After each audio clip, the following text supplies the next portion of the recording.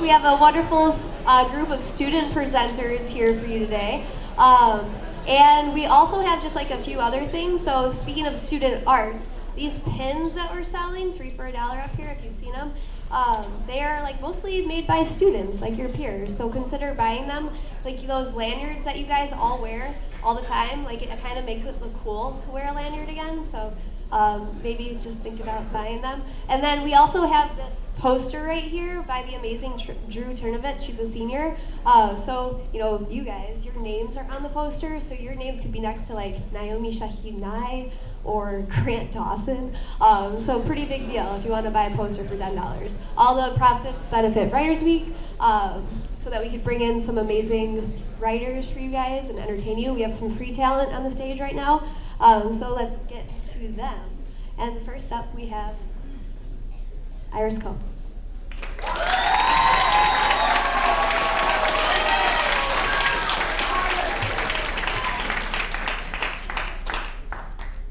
This is called Unpopular Opinion by me.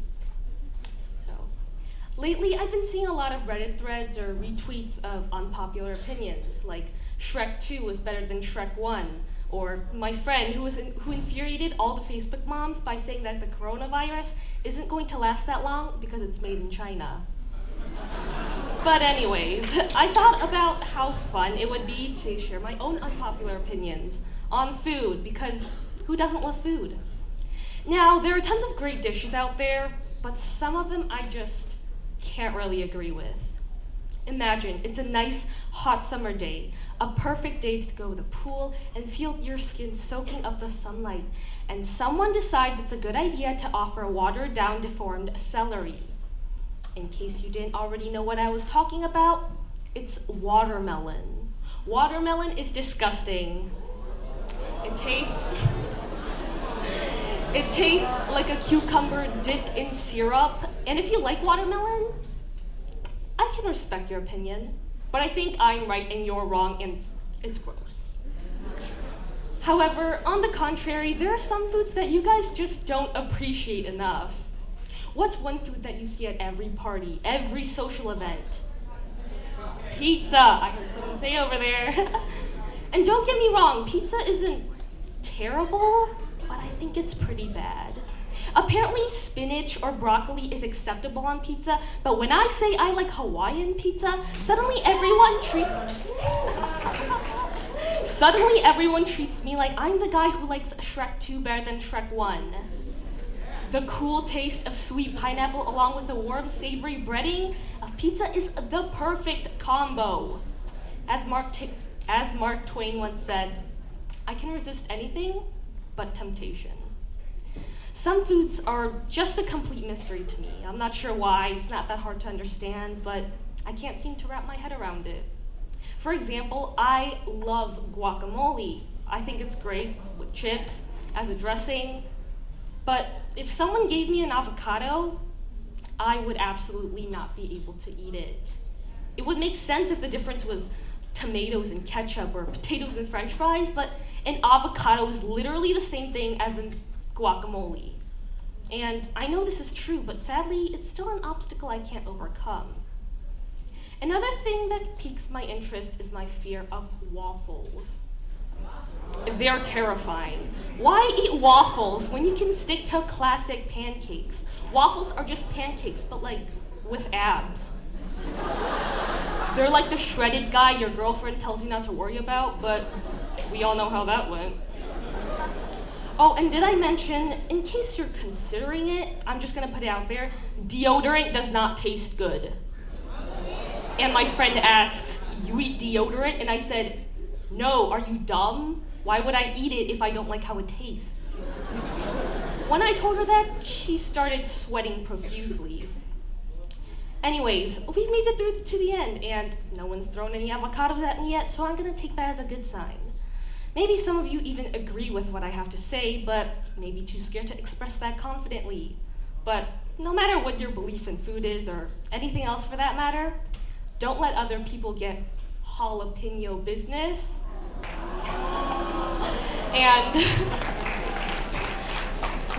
And lettuce end this on a good note by saying pasta la vista, to watermelon.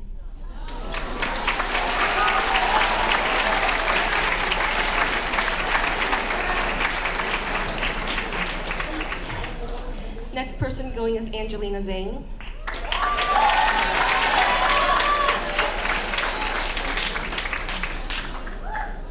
Shout out to Miss Odie's AP Lang class. I'll be presenting Ramblings, a collection of 4 relatively unrelated poems. The first poem is titled Preface, 3 Things to Know About Me. 1. I hate public speaking. I considered submitting an application for Writers Week, both freshman year and sophomore year, but I didn't because I am a chicken. I also had no idea what to write about. Junior year, I'm still hesitating. What if they don't select me? And what if they do? If you're hearing me speak, then I suppose neither of those questions are particularly relevant anymore. 2. I'd like to think that I'm a decent writer, but honestly, I have no clue half the time. Maybe you'll find what I've written worth hearing, but then again, maybe you won't, and that's okay. 3. I am not entirely comfortable being open in front of strangers, or anyone else really. Part of me still thinks that I'm a little insane for being willing to take the chance this year. We'll see what happens. The second poem is titled Sleep Deprived. Hearing the bell ring, heading out to the door to a club or a practice, or maybe a game or a meet. Getting home late, eating dinner if it's not that late, perhaps taking a shower or going straight into doing homework. Envying your parents and perhaps siblings as well for being able to go to sleep early. You suppose you could do the same if you were willing to leave your homework incomplete, disappoint your teacher, do poorly on the upcoming test, fail a class, or give up some of your extracurriculars. But you're a good student, and you enjoy doing the extracurriculars that you do, so you stay up, working until midnight, then into early mornings. There's a stillness in the house, a somewhat disquieting silence, so you put your earbuds in and start listening to music. Coming close to, falling asleep at your desk, giving up on studying because you've read a formula 4 times over and it's just not sticking. Going to sleep, exhausted. Waking up the next day, feeling like you haven't slept at all, brain still sluggish, and dark circles under your eyes. Going to school, hoping that you'll have some time between periods to finish anything you didn't complete, or that your teacher won't collect last night's homework. Accidentally spacing out while your teacher is instructing, panicking internally because you've missed something. Your friend asks, "Are you okay?"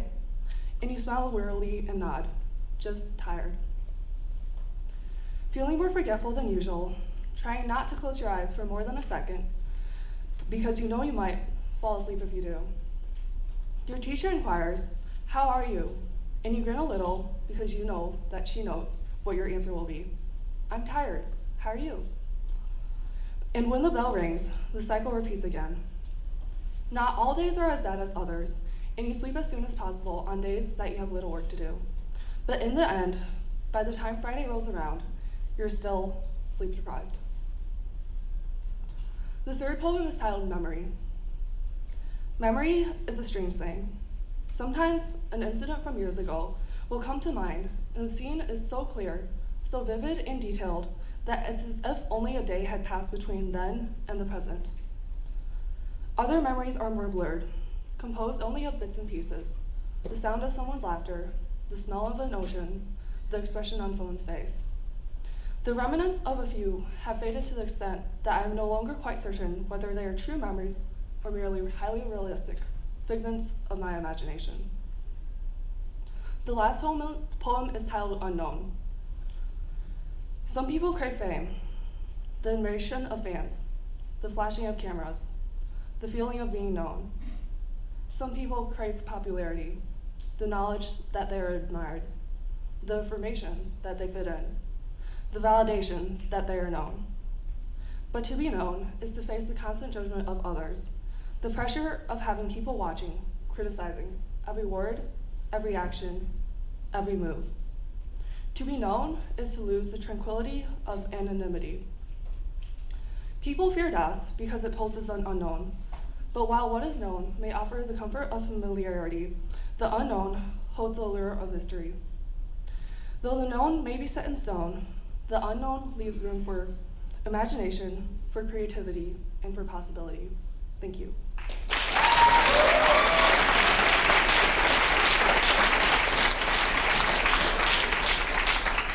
Next up is Tatiana Del Toro.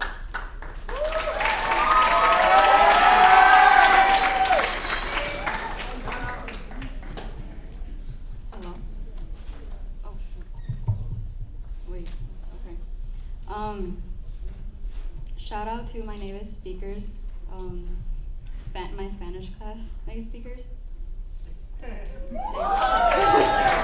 Wow, so lame. And my Latina group, I don't know where you are. Okay. It's hard. I was born and raised in Puerto Rico. When people find out I'm Puerto Rican, they think about the Hurricane Maria or President Trump throwing paper towels at us. It's an island made by a volcano, and it's a U.S. territory in the Caribbean.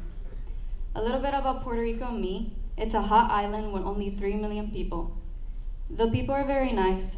The food is amazing, the best food I ever had. The crime rate is surprisingly low, and there's always many parties at night. I went to a very typical all-private school where the dress code was to wear uniforms. The school had about 300 people. It was a small school, like 2 little houses combined. People were nice to each other. There was no drama and no fights. It was an orderly school. When my parents decided to move to the United States, I was surprised, but one of the good things was that I could see snow for the first time. But then I remember how my English was. I was very insecure about it because I didn't speak fluently, and to this day, I can't pronounce certain words correctly. On June 28, 2016, I moved into my house in Hoffman Estates with my family. It was a new place for me because all you could see were open areas, and in Puerto Rico, everything was surrounded by trees and stores. I started high school here, and I was scared to walk through those doors. This school was bigger than all my schools back in Puerto Rico. I didn't know anyone, I didn't know where to go or who to talk to. After my first day of school, I went to the mall with my mom to buy new outfits. We went to the Woodfield Mall. Okay, the mall has 230 stores with 3 floors. The mall from San Juan, Puerto Rico, only had 100 stores in one building. Till this day, I still keep getting lost. I felt like I was a little girl lost in space. All black, nowhere to go, and wishing to go back to my island. I started to hide my culture, who I am, and where I'm from.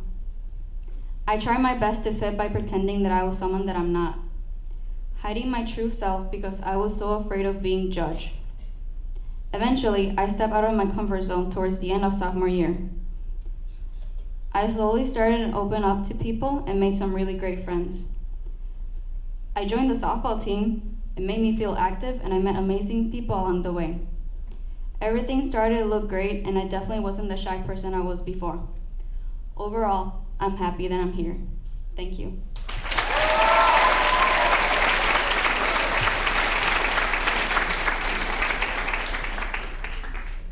Next up, Avery Moncella.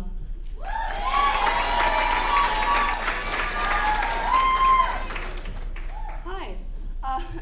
So I wrote a poem, and I'm going to read it to you. I am a shapeshifter. I have many faces, many names. I mold into the person I want to be for what the people around me want me to be. Watch me bend and obey, fitting into whatever standard they set, changing from day to day. I am a runner, constantly on the move, sprinting to make the next task complete, never having time to appreciate what I see, never actually reaching the finish line, always taking the extra mile. Is what I've accomplished truly mine? I am a rope, holding on as tight as I can, keeping things tied close to me, hoping they don't break free.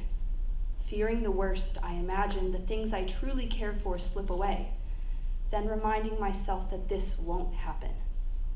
I am a cloud, floating along in the sky, guided by winds predetermined to track, waiting patiently for the sun to come back. Instantaneously, a shift occurs. The sky of white turns gray, and the potential for sun blurs. I am a shapeshifter, not truly understanding my actions, simply going through the motions. Be true to yourself, she says in a notion. But what if I don't know who I am? But what if I have no definition? Figure it out? I don't know if I can. Thank you.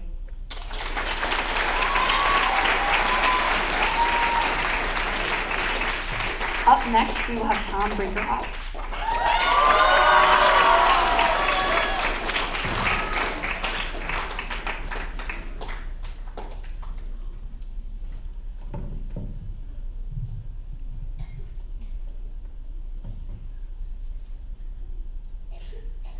Hello, my name's Tom. I'm from Miss O'Donnell's AP Lane class. And for Writers Week this year, I decided to write a true story that I wanted to share with you guys, and this piece is called A Whole New World. In the famous Disney motion picture, Aladdin, two of the main characters sing a song celebrating the diverse and beautiful world that exists outside the palace walls. While the song is meant to be upbeat and energetic, it also sends a message to all of us that a majestic world exists in front of us if we just take the time to see it. When I was a kid, I always enjoyed the movie Aladdin and the song A Whole New World, but I never took the message that the song sends seriously. It wasn't until I began working as a lifeguard for the Palatine Park District that I realized the importance of this message. The summer day was hot, with the scorching sun, and everyone working that day was beginning to feel a bit peeved at the large quantities of kids that need to be yelled at. When it was time to rotate stations, I realized it was my turn to go to the top of the big red water slide. But due to the long line of kids that awaited me, the lack of shade, and the reality that I had to stand there for 20 minutes saying go, it was really hard for me to find reasons to get excited about this rotation. But when you're a paid employee, you can't complain or whine about your circumstances. You just have to toughen up and deal with it, so that's what I did. But suddenly my attention shifted to a little girl who walked onto the pool deck with lots of energy and a bag full of pool toys. This little girl appeared to be no different than any of the other kids at the pool that day. But once she was in the water, everyone on staff found out that she followed no pool rules and didn't listen to any lifeguard. She dove into the 3-foot zone of the pool, sprinted across the pool deck, and cut all the kids waiting in line for the water slide. When she came up the slide for about the 4th time, I told her that she had to wait her turn once again, and naturally this was causing me to feel a bit irritated. But all of a sudden, a woman wearing big blue sunglasses and a flappy golden summer hat appeared. Now naturally I was a little bit nervous because any time that an adult approaches you while you're lifeguarding, you automatically assume that they have something to yell at you about. But this woman could not have been nicer. With her big Hollywood smile and her friendly extroverted personality, she politely introduced herself to me as the little girl's mother. She then proceeded to tell me a little bit about her daughter, including her name and age. But out of respect for this little girl and her family, I can't say her real name, but for the sake of the story, I'm going to refer to her as Molly. Molly's mother told me that Molly was not trying to be rude or disrespectful on purpose, nor was she trying to disobey me or my rules. Molly simply had autism. At that moment, my heart sank and all of my emotions shifted from irritation to guilt and remorse. Here I was being strict with a little girl with a disability who only wanted to have fun at the pool on that hot summer day. I apologized profusely to Molly's mother for being harsh with her daughter, but her understanding mother said that I had nothing to be sorry for, and she actually appreciated me treating her daughter equally to all the other kids at the pool. From then on, every time I saw Molly's family, I would pay close attention to her. I had never encountered anyone on the spectrum before, but I was pleasantly surprised to see that physically, Molly could do anything that all the other kids could do. Even though she was not yet 10 years old, she could swim much faster than all the teenagers that would show up each day. The pool served as a place of freedom for Molly to be herself, and even though she couldn't talk with words, using both sign language and gestures, she never failed to show her gratitude to the entire staff. But what made me the happiest was to eventually see Molly playing with all the other kids at the pool. And over the next couple weeks, I developed a deep appreciation for families with disabilities. The pool attracted many families with kids with Down syndrome, cerebral palsy, and kids in wheelchairs. And similar to Molly, they all enjoyed life and had positive attitudes. In short, they were some of the happiest, nicest, friendliest people I have ever met. Working at the pool and getting to know all these kids in these situations opened my eyes to a whole new world of Americans with disabilities. These kids and these individuals helped me see something that I probably wouldn't have seen otherwise. And that something is that even though life will throw you trials and tribulations, happiness can always still be achieved. Molly's actions symbolize this clearly for me. And I hope that you too are able to see the beauty that can exist in our own community and open your eyes to a whole new world. I also hope that the next time you come across someone disabled, maybe you're able to take a couple minutes out of your busy schedule and have a simple conversation with them and see them for the wonderful people that they truly are. And maybe, just maybe, you'll have the same eye-opening experience that I had. Thank you. And up next is Stevie Stroka. All right, so I'm obligated, sort of, kind of, to first of all give a shout out to Mr. Burke's 6th period class. Thank you. And to Miss O'Donnell. Thank you. And I don't know if he's here, but to Mr. Patton for inspiring this piece. This is called What It Means to Be Courageous. There is nothing I've loved to do more than to wake up for school and walk into my first period yoga class. And I mean that sincerely. Not only has this class provided me with a sense of relaxation and focus for the day that I'm about to experience, but it has also provided me with some of the most extremely valuable life lessons. One that stood out to me the most was when my teacher, Mr. Patton, said that in order to be courageous, you have to be afraid. In fact, that has become one of my most favorite lines I have ever heard someone say. To me, this quote is screaming at us to try new things, to step out of our comfort zones, make new friends, ask out the person you have a crush on, and wear that shirt that you're afraid to wear in public. No matter the fear, big or small, there is always room to step outside of doing what you're used to. Some of my fears include plane rides, large bodies of water, and public speaking. The list goes on, but here I am, on stage, in front of a bunch of people that I barely know. And the whole plane ride and the water thing, this summer I had the privilege of flying to the United Kingdom, so I pretty much had to face both of those fears inside of the same duration of the 8-hour flight. One thing that I've been taught all too well is that life is just way too short to let your fears hold you back. And trust me, I'm not trying to preach, it's just how I've learned to see things. When you take a leap into a new experience, it's sort of like a snowball effect. You'll be amazed by how many new things you're willing to try. Like last year, for instance, when I found myself going against my fear of heights while I was strung to the ceiling in the South Gym, attached by wires and ropes, ready to jump from the infamous ceiling beam. In this moment, I could choose to look down and see my classmates as small specks on the big blue gymnastics mat and allow my mind to run restless over the possibility of me coming to a morbid, painful, crushing death. Or I could choose to take a deep breath, listen to Jenna Gillette count down from 5, and just let myself fall. Obviously, I was beyond nervous, but deep down, I knew everything would be okay. And it was. I may have been up there for what felt like an eternity, but at the end of the day, I went through with it and I ended up feeling beyond liberated. Allowing yourself to be open and vulnerable to the people that surround your life and filled with positivity is one of the most courageous things a person can do. Opening yourself up to people you don't know will always be a challenge for obvious reasons, but there is no other time in your life where you will feel this free. It takes serious courage to be this young and vulnerable and ready to learn and grow from the risks you take and the mistakes you most definitely will make throughout this time in your life. To Mr. Patton, thank you for always making your students' emotions feel so validated and for teaching us the most important of life lessons. I guess this is my way of encouraging everyone in this room to take new journeys, to try new things, and to not feel held back because you won't be courageous without being afraid. Thank you. Okay. Up next is Fatima Mirza.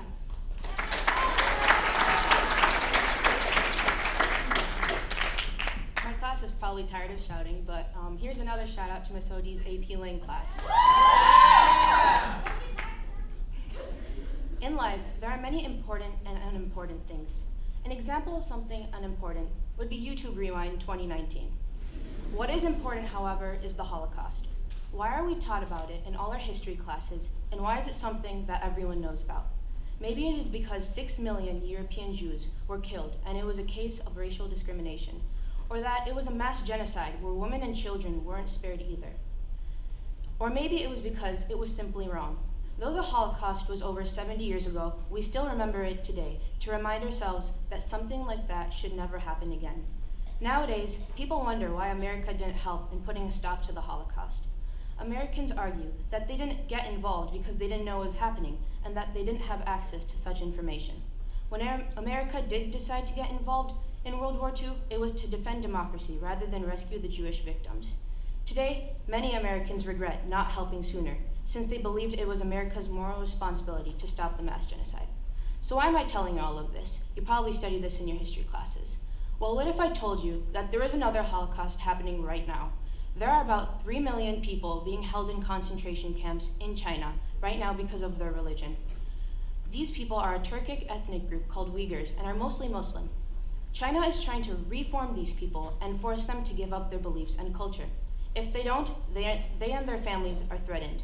China argues that they are putting people in camps for the safety of the country and for the greater good. As far as I remember, Hitler also believed that his idea of ethnic cleansing was for the greater good. China says they are re-educating the Uyghurs and that they are placed in job training camps so that they can be better members of society. This isn't true though, because even seniors who have already retired are being forced into these camps as well.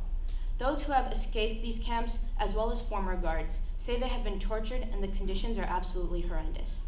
The Uyghurs are supposed to conform to Chinese ideology and show that they are supportive of the Chinese Communist Party. This isn't the first time China has targeted people who are different and don't conform to communist ideologies. In Hong Kong right now, people are protesting the laws of their government and are being silenced through violence because they don't have the right to speak out like we do. Anyone who questions the government's tactics mysteriously disappears and information is censored, which means Chinese citizens don't have access to much information.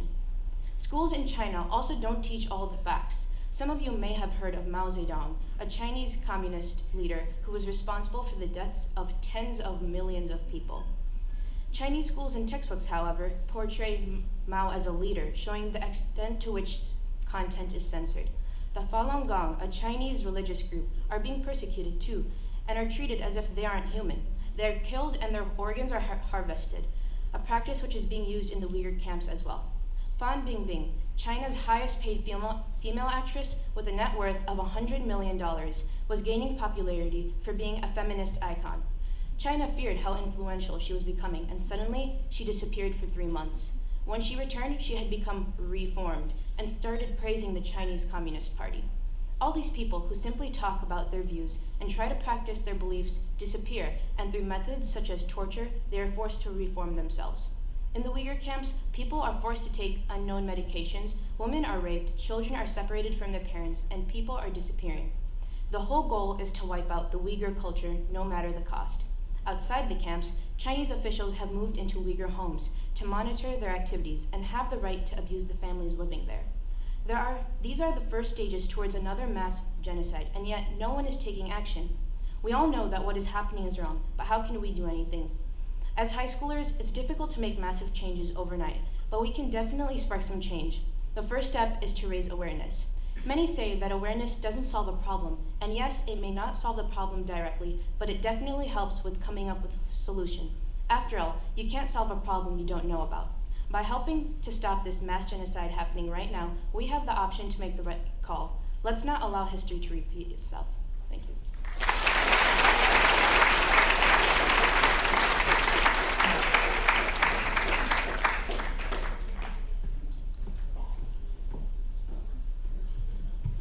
Hi guys, guess which class I'm in? Yeah, let's give one last shout out to Mrs. O'D's AP Lang. Also, my name is Anika Chatterjee.